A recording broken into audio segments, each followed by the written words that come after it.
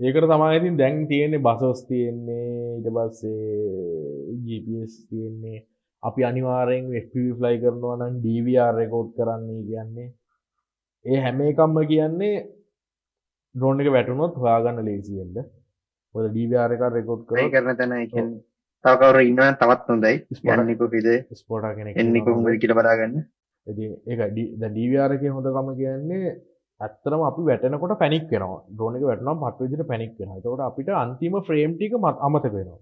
කොච්චර හොඳට බලන් හිටියත් අන්තිම තප්පර ගානේ දෙන ෆ්‍රේම් ටික අමතක වෙනවා. ඒක මට හොඳටම වෙලා තියෙනවා. දැන් මගේ ඩ්‍රෝන් එක වැටුනම මට මන්තිමට මතක තැන ගිහිල්ලා බලලා පස්සේ මම DVR එක බැලුවම DVR එකේ තියෙන්නේ ඊට වඩා මීටර් 10ක් 15ක් එහයින් තියෙන්නේ ඩ්‍රෝන් එක වැටෙන්නේ. අන්තිම ෆොටේජ් එක තියෙන්නේ මං හොයන තැන ඉඳන් මීටර් 10ක් 15ක් එහයින්. කොහෙට වෙන පැත්තක.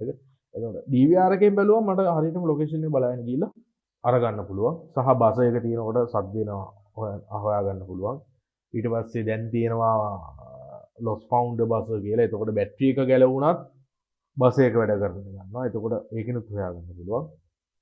GPS කෝඩිනේට් තිබුණොත් DVR එකේ හරියට අන්තිම වෙනකන් තිබුණොත් GPS කෝඩිනේට් ටික ඔය Google Map එකේ ටයිප් කරලා ඔයාලට තන හොයාගන්න පුළුවන්. ඉතින් ඩ්‍රෝන් එකක් යවනකොට ආපහු ගෙන්න ගන්න තියෙන ඔක්කොම ටික හදාලා යවන තරම තමයි හොඳ. ඒතකොට නැති වෙන තියෙන ඉඩකඩ අඩු වෙනවා. මොකද මම ඉගෙන ගත්තෙත් මේවා අමාරු විදියට. ඒ කියන්නේ ඩ්‍රෝන් දෙක තුනක් නැති කරගෙන කෙලවගෙන තමයි ඔක ඉගෙන ගත්තේ. දැන් ඉතින් එහෙම නෑ. හැබැයි නැත්නම් නෑ තාම DVR නැතුව යවන වෙලාව වල තියෙනවා මෙමරි කාඩ් එකක් නැති වුණාම.